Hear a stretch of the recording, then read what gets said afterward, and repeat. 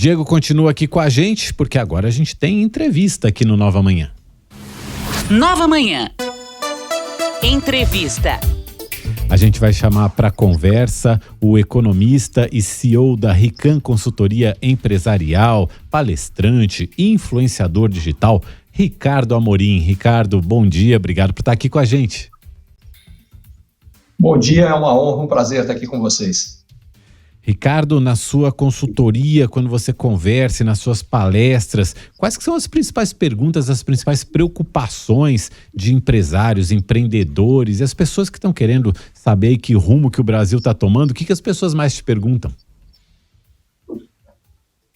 Eu acho que, em geral, é difícil colocar todo mundo no mesmo saco, porque as preocupações diferem em função de setores, em função de localização geográfica, em função de tamanho da empresa.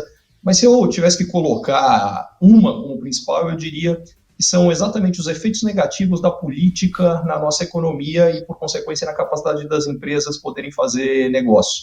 A gente vive num mundo, mas num país também ultrapolarizado, e isso tem duas consequências. A primeira é que você acaba tendo gente que apoia muito um determinado governo, é completamente contra um outro, e quando o cara que está no governo é aquele que você é contra, isso em geral gera um pessimismo normalmente exagerado. E do ponto de vista econômico, isso acaba levando muitas vezes alguns empresários a não conseguirem ver oportunidades porque eles estão muito preocupados com as consequências econômicas desse governo que eles definitivamente são contra. O segundo ponto é que essa polarização muitas vezes gera uma paralisação de uma agenda legislativa importante. Ou, para evitar que isso aconteça, o que o governo acabou de fazer, uma composição, uma reforma ministerial meio estranha, diga-se de passagem, acabou de colocar no governo membros de dois partidos que se colocaram contra ele nas eleições muito recentemente. Mas, enfim, então eu diria que essas provavelmente são as principais preocupações. Ontem a gente teve os dados de inflação, não sei se o pessoal te pergunta muito sobre isso também, inflação, crescimento do PIB. Ontem saíram os dados da inflação de agosto, 0,23, até um pouquinho abaixo do que o mercado previa, e principalmente a relação que isso tem com a política de juros no Brasil. Aí sim, isso interferindo bastante, tanto no consumo como também nas decisões de investimento dos empreendedores. O que você tem visto nesse horizonte, Ricardo? Bom, o que vem acontecendo já há algum tempo é que o mundo vem passando, em geral, por um processo de desinflação. Então, o que significa isso? Veio a pandemia, inicialmente a economia mundial se paralisou. Em resposta a isso, governos e bancos centrais no mundo inteiro deram os maiores estímulos econômicos que a gente já tinha visto na história. Nunca nenhum governo, e no Brasil não foi diferente, gastou tanto quanto naquele período, e nunca, em nenhum momento, o Banco Central também deu tanto estímulo monetário. A taxa de juros Selic, a taxa básica brasileira, chegou a cair a 2%. Em resposta a isso, a inflação subiu muito no Brasil e no mundo. No Brasil, ela subiu inicialmente mais rapidamente e mais. A inflação chegou a bater 13%. Em resposta a essa alta da inflação, aí foi o Banco Central que, levando em consideração o passado hiperinflacionário brasileiro, ele sabe muito bem que não dá para brincar com a inflação. E ele elevou bastante a taxa de juros, que é um instrumento de encarecer o crédito. Com crédito mais caro, menos gente consegue comprar produtos de valor unitário mais elevado. Em particular, isso é verdade para automóveis, é verdade para ônibus, para caminhões, para imóveis em particular. E o que acaba acontecendo é que aquele imóvel que deixa de ser vendido, porque antes a prestação do imóvel no financiamento cabia no salário do sujeito, mas não cabe mais, leva a incorporadora a cancelar um novo lançamento que ela faria no futuro. Isso significa que alguns operários que trabalhariam lá vão acabar perdendo emprego, corretores que venderiam imóveis vão vender menos, e digamos que cada um desses operários e cada um desses corretores tinha intenção de comprar um automóvel, mas agora eles não estão com dinheiro para comprar um automóvel, então cai a venda de automóveis. Aí a montadora acaba também demitindo, está vendendo menos, acaba demitindo alguns operários, alguns vendedores de concessionária perdem emprego, Vamos dizer que cada um deles quisesse comprar uma televisão e agora não tem dinheiro, cai a venda da televisão. Então, a moral da história é que a alta de juros acaba tornando mais difícil para todo mundo que precisa vender, conseguir vender. E aí, eles não sobem os preços. A inflação que vinha subindo cai. Foi o que aconteceu no Brasil. A novidade são os últimos 2 meses e será o próximo, ou o mês que a gente está ainda vivendo. Que é o seguinte, nos meses de julho, agosto e setembro do ano passado, o Brasil tinha registrado deflação, os preços tinham caído. E eles tinham caído porque aconteceram 2 fenômenos. O primeiro, uma redução de impostos no preço de energia, no preço de combustíveis, e o segundo, somou-se a isso que o preço do petróleo naqueles meses no mercado internacional despencou. Com isso tudo, a gente teve deflação nesses meses, só que quando a gente calcula a inflação acumulada em 12 meses, que é a que o Banco Central usa para balizar as decisões de política monetária, cada mês que avança, você tira a inflação de 12 meses atrás e coloca o novo. Foi o que aconteceu, por exemplo, agora em agosto. Mesmo com uma inflação muito baixa, não só abaixo das expectativas, mas muito baixa, a inflação acumulada em 12 meses subiu porque saiu o dado de agosto, que era um dado do ano passado, que era um dado de deflação. Então, a inflação que estava em 4% subiu para 4,60% e que está acima da meta atual de inflação do Banco Central. E ela vai subir de novo em setembro pela mesma razão, deve passar um pouquinho de 5%.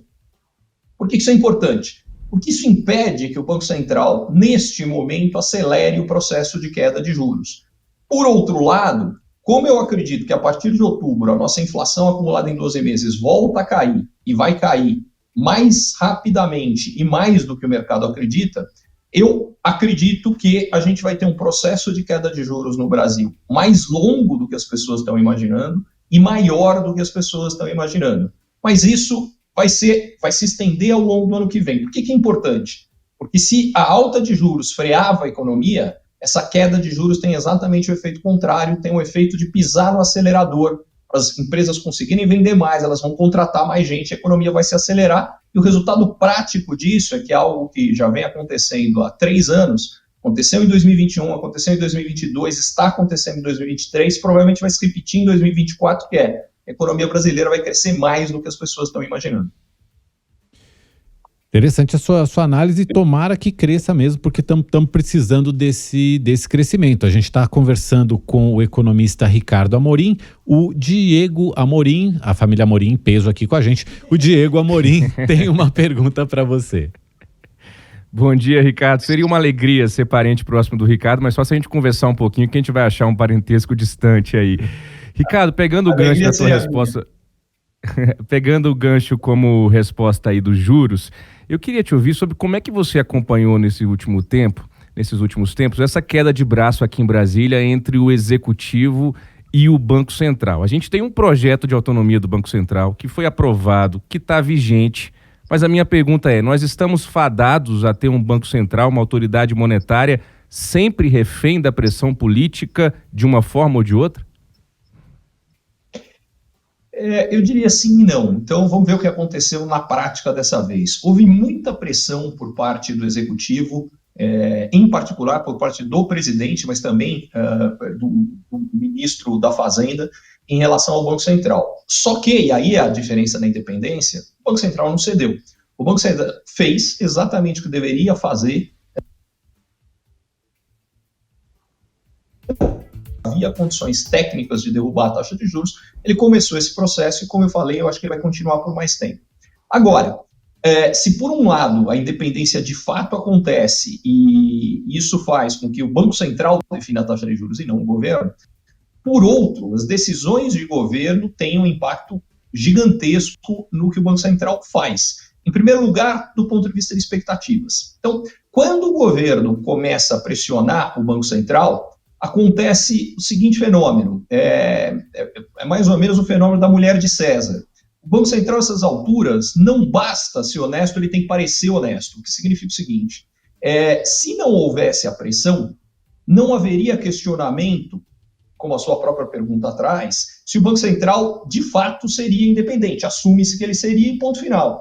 E por conta disso, é muito provável que se o governo não tivesse pressionado o Banco Central, talvez houvesse condição dos juros caírem ainda antes. Mas tem uma segunda forma que o impacto que o governo faz é ainda mais determinante nas ações do Banco Central, que é a política fiscal. Quanto mais frouxa a política fiscal, em outras palavras, quanto maior o déficit público e quanto mais o governo gasta, mais dinheiro o governo coloca na economia. E, por consequência, o Banco Central precisa equilibrar isso, tirando o dinheiro pelo outro lado, pelo canal monetário, quando entra mais dinheiro pelo canal fiscal, porque senão a inflação vai subir. E o resultado disso é que quanto mais frouxa é a política fiscal, mais alta é a taxa de juros. Diga-se de passagem, essa é a explicação histórica, não só nesse momento, mas no passado, em particular nos últimos 30 anos, depois que a inflação caiu no Brasil, pela qual a taxa de juros brasileira é muito mais alta do que a taxa de juros internacional. O Brasil, historicamente, vem tendo déficits públicos muito significativos e com gastos públicos gigantes.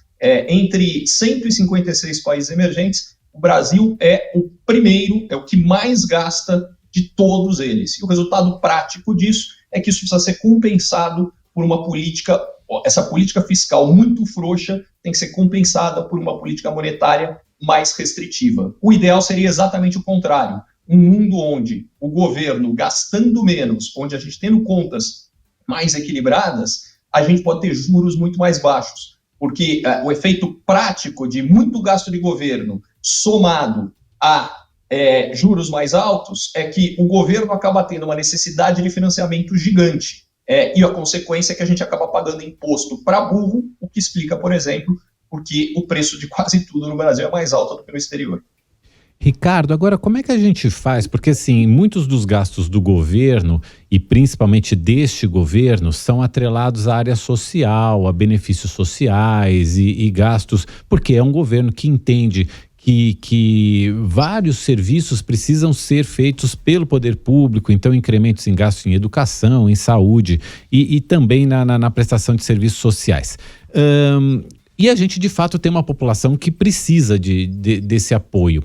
Como é que a gente equilibra isso então? A questão de um governo que foi eleito com esse programa de apoiar gastos públicos maiores e, por outro lado, uma necessidade da gente ter as contas em ordem. São escolhas que o governo precisa fazer. Como que a gente equilibraria isso?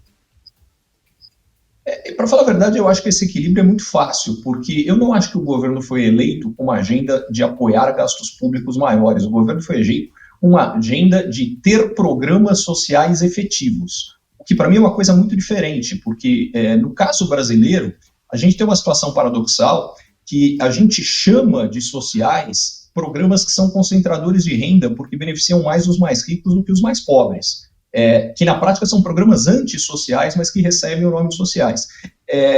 Quando você fala de gastos maiores em educação e saúde, eu sou absolutamente favorável, mas não é só maiores, eles têm que ser de qualidade maior. Por exemplo, no caso de saúde, a gente tem uma distorção que é como a nossa Constituição fala que saúde, pelo menos em tese, ela é universal, ou seja, para todos e para tudo, a gente tem uma situação que na prática, não tem dinheiro para isso tudo. Então, há situações em que, infelizmente, há pessoas morrendo no Brasil de coisas muito simples de serem tratadas, mas você tem uma outra situação que alguém tem uma condição socioeconômica melhor e, eventualmente, tem alguém na família com uma doença séria, entra na justiça e consegue que o governo seja forçado a bancar um tratamento experimental, muitas vezes fora do Brasil, diga-se de passagem, e com custo astronômico, porque é o que está na Constituição. Se você acabar com isso, você libera recursos para cuidar do que realmente precisa. Então, deixa de ter gente morrendo porque, enfim, está tendo desidratação por diarreia, que é um absurdo que alguém a essas alturas dos acontecimentos morra disso, porque a gente está usando o recurso melhor. No caso de educação, o Brasil não gasta pouco com educação, ele gasta errado, porque o Brasil gasta pouquíssimo com educação básica, quando você compara com outros países, e a consequência é que a gente tem uma educação básica de qualidade muito ruim, e a educação pública universitária brasileira, a gente gasta muito mais do que a maioria dos países ricos. E isso aqui gera uma distorção absurda. Aliás, é um dos programas antissociais a que eu me referia, porque o que acontece na prática? Em primeiro lugar, você, ao permitir, a gente chama de universidade pública gratuita, porque ela é gratuita para quem vai à universidade, mas ela não é gratuita para todos os brasileiros, pelo contrário, ela é paga por todos os brasileiros para que quem vá à universidade não tenha que pagar. O problema disso aqui é que, na prática, quem vai às universidades públicas, quando você vai ver a composição dos alunos que estão nas universidades públicas, a grande maioria vem das classes socioeconômicas mais elevadas. É o meu caso, eu estudei na USP, na Universidade Pública do Estado de São Paulo. Então, o que isso significa? Em primeiro lugar, a gente tem uma grande concentração de renda, porque a maior massa de brasileiros, infelizmente, como tem acesso a uma educação muito ruim, ela é muito pouco qualificada. E economia, tudo é definido por oferta e procura. Então, como a oferta de mão de obra com pouca qualificação é muito grande, os salários dessas pessoas é muito baixo. Por outro lado, como muito pouca gente tem acesso a muito boa educação no Brasil, a oferta de mão de obra muito qualificada é muito pequena e os salários muito altos. Isso explica a má distribuição original brasileira. Só que aí o Estado entra e piora muito essa distribuição. Em primeiro lugar, através dos gastos, porque dos 15 programas que em 2015 o Brasil tinha, 15 programas chamados sociais, aí o Banco Mundial foi analisar os 15 e descobriu que em 14 tem mais gente nos 20% mais ricos dos brasileiros se beneficiando desse programa do que nos 20% mais pobres. Eu dei o exemplo da Universidade Pública Gratuita, é um desses programas. Recentemente a gente teve uma medida parecida, que foi zerado o IPI de veículos até R$120 mil.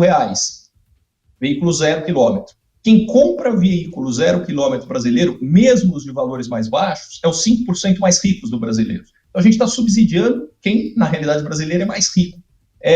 E essa é a regra no Brasil. Se a gente acabasse com esses programas, a gente liberaria recursos para redução gigante de imposto, equilíbrio das contas públicas e, para completar, a gente poderia reduzir imposto sobre consumo, que é a última forma que a gente aumenta concentração de renda no Brasil. Porque no Brasil, a gente cobra imposto sobre renda, que pode ser tanto de trabalho quanto de investimento, e imposto sobre consumo.